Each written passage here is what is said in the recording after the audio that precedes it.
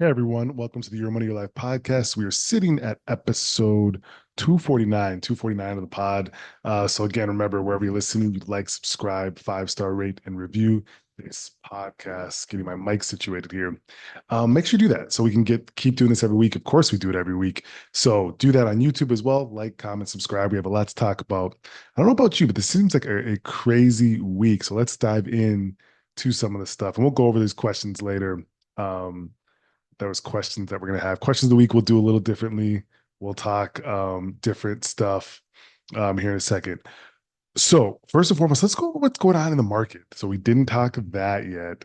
And there's a lot going on in the market. And for example, yesterday was last 2 days, I should say, were actually really, really bullish days in the market, really green, a big rally in the market. A couple things, reasonings for that, but they're showing right now the market's rising a little bit ahead of the Fed meeting, which is again, there's been a rally the last couple of days. Let's get to our calendar, excuse me, let's get to our chart to show this rally here. So if you look at the 5-day mark, you're seeing, whoops, 1 second, get this out of the way. Got a lot of controls to press here for my YouTubers. You've seen a rise right here, which started, if you're listening on Thursday, it started Tuesday. And you're seeing that jump here in the market, right? So again, let's dive into exactly why. So again, we're seeing that there was a change obviously in administration. You're seeing that there was some Fed meetings that happened. Really, it's actually one of the things that they're actually showing is this jump was 2.5% jump on Wednesday. We hit a record high for the year, and it was the advance mark the best post-election gain in the market's benchmark history. So we'll see again today as we sit here. The market is actually up a little bit as well. So again, this rally in the market is a combination of a couple things. Obviously, investors are looking at some results and liking it, and then you're seeing that investors are actually still watching what the Fed is going to do because the Fed meeting is also coming up as well, which will be key for the markets as well to show a bit more about what the Fed strategy is going to be now that inflation seems to be subduing and there's work focused on the tight labor market that we've been actually talking about the shift in policy. So that's the big thing market wise. Again, there also is earnings going on from companies, big tech. We talked a lot about the big tech earnings that came out last week. A lot of those still happening. So keep your eyes on that. Let's jump into some of the current news. OpenAI just bought chat.com for 15 million. So when I say bought chat.com, of course, that's the domain. And it has acquired the domain chat.com, which now redirects to ChatGPT. So it's an email. They got an email from the source was an email from the AI startup. The domain name was previously owned by HubSpot founder Dharmesh Shah, who confirmed on LinkedIn that he sold it to OpenAI who sold it to OpenAI after they bought it for more than 50 million. Although he didn't specify a selling price, he said that he sold it for more than he paid, which makes sense. So a pretty smart move on his part. Chat.com buys it. OpenAI buys that for 50 million. Just the domain for 15 million. Again, I'm sure the dude paid a decent amount. There's his hey, let's read his comment here on LinkedIn. He said, breaking news, Secret acquire $50 million domain chat.com revealed. And it's exactly who you think. For those of you who've been following me for a while, you may recall that I announced earlier this year that I had acquired the domain chat.com for an eight-figure sum, which was later reported as 15.5 million. I also said that I sold the domain to an undisclosed buyer. I was not at liberty to share who the acquirer was. I was going to leave that to them when they were ready. Well, they just released it. They bought it. So he said he knows some people are curious about the sales price. So here's a prompt that GPT-01 does a really good job reasoning. So he actually bought it for 15.5. He bought it for a project, and he usually doesn't sell domains. When he does sell them, it's almost never at a loss. So he says he's known Sam for a while. He doesn't like profiting off people he considers friends and XYZ. I mean, I'm assuming he sold it for more than 20 million, I would assume, right? Just based on what he's saying. He didn't give the exact amount, but he is pretty certain he bought it for 15.5. I'm assuming he sold it for more than 20, right? I mean, that's a decent profit without skinning your friend. It sounds like that's he didn't want to do that. That's where I would go. But it's interesting. Again, you can buy domains. I've bought domains that I don't use before. I haven't done it a lot, but every once in a while, if I see something that's something interesting, I buy them. It's an interesting play. It doesn't always pay off, but it seems like it did in this situation. That's pretty cool for him. Let's look at again, we were talking about the Fed. The Federal Reserve is widely expected to cut interest rates by a quarter percentage point at its meeting Thursday. So again, the meeting this afternoon, they're widely, and I think that's another thing playing the market. They're widely expected to cut interest rates by another percentage point. But uncertainty about what happens will keep attention focused on remarks by Jerome Powell. So again, people are still uncertain what's going to happen. Right now, the target range is 4.75 to 5%. As inflation has subsided and the labor market showing signs of softening. Yes, so you've seen the inflation subsided, but the labor market showing signs of softening. So they're really going to be focusing on that.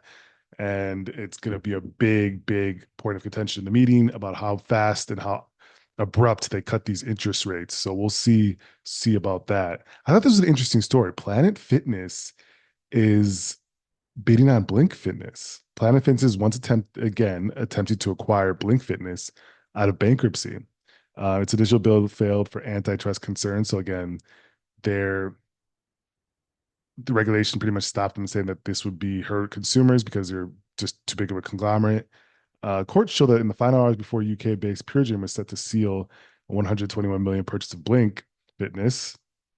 Um, Blink Withdrawal Protection in October has about 100 locations compared to roughly 2,000 of Planet Fitness. So are the Planet Fitness is a US based company, is it not? So they're looking to try to acquire Blink. It makes sense for them. Like they're going to acquire these um, thousands. Is it a thousand or 100 locations? Only 100 locations. Interesting. I thought there was a lot more Blink Fitness locations, but they're looking to acquire about 100 locations. Makes sense. They have a similar mold in that they're, low tier, low price gyms, a lot of big real estate space. Um, it makes sense. It makes sense to me. So why you would go after Blink Fitness and acquire those locations and just rebrand them to your Planet Fitness? I think that's a way for them to grow. We'll see if it gets through. They're going to try to do it. I think that hope like for them it goes through. We'll see. We'll watch that closely. In more news, let's see what we got. Fast food earnings come in stale. So fast food earnings, we talked about the tech. Fast food earnings are coming in stale, but Bell rings with growth with zesty launches. So Taco Bell owners, Yum Brands, which is the owner of KFC, Pizza Hut, and Taco Bell, they had a disappointing quarter at the same store sales, which fell 4%. But they cited some geopolitical conflicts and things of that nature. Taco Bell, though, was a standout, reporting same store growth of 4%. So under their brands, the Taco Bell brand did perform the best. They're known for their late night comfort food, as we know. We know what Taco Bell is. Of course, it's good stuff sometimes. So we'll see what happens with that. I'm actually curious on what the earnings are for these restaurants, these fast food restaurants. Let's see what else, if there was anything crazy. Was a cool story about showing that home buyers are older and wealthier than before. They're showing that the chart here, the first time home buyers, repeat buyers, the age seems to be growing. So an interesting chart there. NVIDIA is replacing this OG chip maker, Intel, in the Dow Jones. So of course, one of the big market barometers, the Dow Jones, for tracking obviously the market. They're going to replace Intel. NVIDIA is going to replace Intel. Intel out of the Dow Jones, NVIDIA in. So that's really, really interesting to watch as well. So for question of the week, again, I said, as we've been doing so many webinars, and a lot of times for webinar, which I really like, the people that host or facilitate the webinar, they gather questions from the attendees. And this one was really interesting because we had a lot of good questions. I thought I'd go through a few of them. It was a Retirement 101 webinar we did in partnership with New York Public Library, which is great, great partnership to have with them. And so what did we find? The first thing we said, a couple of the questions were, what should I do to retire. So we talked about that, right? Like that's investing, that's saving, that's the normal things that we talk about, since the beginning of this podcast. Cutting expenses, increasing income. Those are some of the things you should do if you want to retire. 401k versus 401k versus 40, that's supposed to say 403b. We talked about that a little bit. Remember, the 401k is more tied to private sector companies, including some for-profit businesses. While the 403b is primarily for employees of public schools, nonprofits, and certain government institutions. So 401k sometimes offers broader investment choices in relation to 403b, not in relation to the IRA. The IRA in your brokerage account will have the broadest of all, but those retirement accounts tied to your employer are a little bit more regulated, right? So that's one thing to note on that 401k versus 403b. Common pitfalls of retirees. That's a good question. I think most people do it well, right? Like you just have to understand your cost of living and understand, what you're going to need to cover your cost of living, baking in a few unexpected surprises. And so you don't hear many people retire and then come back to work, right? People are very, very careful on that. And maybe they limit their cost of living, limit their lifestyle if they want to do that. So I think that's the biggest thing is to not run out of money, but it's rare to see someone do that unless they're really, really, really, really follow up. Simple actionable steps, budgeting, saving, and having a proper money manager. I think that's the simple actionable steps people can take. It can be hard for some people to take it, but the question was simple actionable steps. How to invest later in life for robust retirement. That's what a lot of people are trying to figure out. And a lot of smart people have gotten help to figure that out, right? And so that's one of the questions is how to invest later in life for robust retirement. And so that's a good question, but a lot of people figure out you need help in that area.